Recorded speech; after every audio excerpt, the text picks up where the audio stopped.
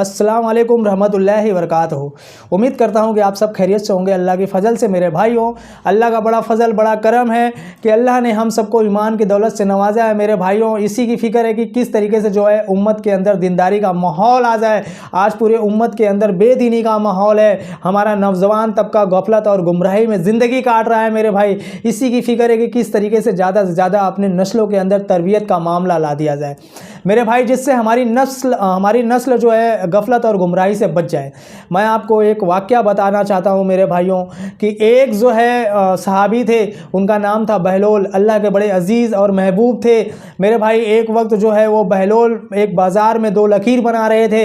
वहाँ से एक बादशाह का जो है एक बादशाह के काफ़िले का गुज़र हुआ और बादशाह ने देखा कि बहलोल बाज़ार में बैठ के दो जो है लकीर बना रहे हैं। तो बादशाह ने कहा कि बहलोल आप क्या कर रहे हैं, क्योंकि बादशाह जो है बहलोल के बारे में जानते थे कि ये कौन है।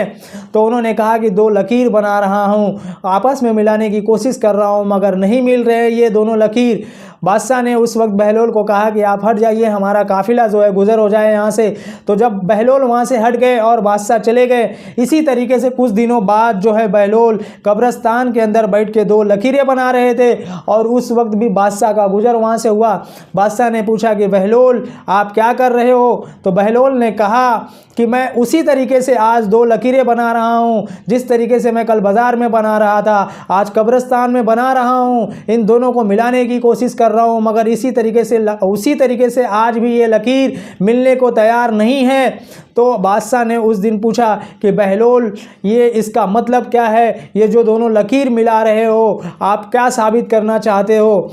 तो उस दिन बहलोल ने बताया कि बादशाह सलामत, ये दोनों लकीर जो है उस दिन बाज़ार में मिला रहा था मैं, तो एक जो है अल्लाह है और दूसरा जो है अल्लाह का बंदा है। उस दिन अल्लाह राज़ी था, बंदे को अल्लाह से मिला रहा था मगर बंदा जो है अल्लाह से मिलने को तैयार नहीं था। और आज जो कब्रिस्तान में बना रहा हूँ इसी तरीके से जो है बंदे को अल्लाह से मिला रहा हूँ। आज बंदा तैयार है मिलने के लिए मगर अल्लाह तैयार नहीं है मेरे भाइयों। तो असल मकसद ये है, कहने का मतलब ये है, इस वाक़या से ये साबित होता है मेरे भाइयों कि आज हमारे पास वक्त है।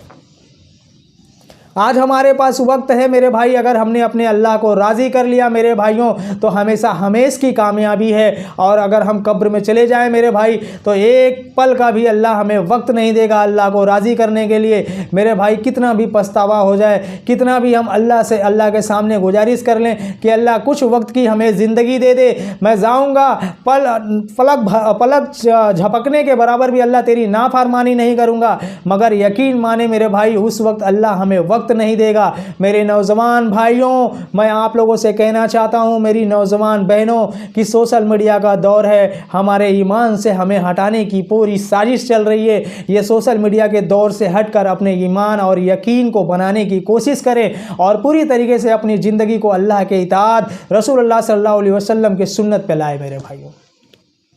मैं अल्लाह से दुआ करता हूँ मेरे भाइयों कि अल्लाह आप सब लोगों को हिदायत अता फरमाए, हमारे नौजवान भाई बहनों को गफलत और गुमराही से बचाए। अल्लाह हमें भी हिदायत और तौफीक अता फरमाए मेरे भाइयों। अस्सलाम वालेकुम रहमतुल्लाहि व बरकातहू।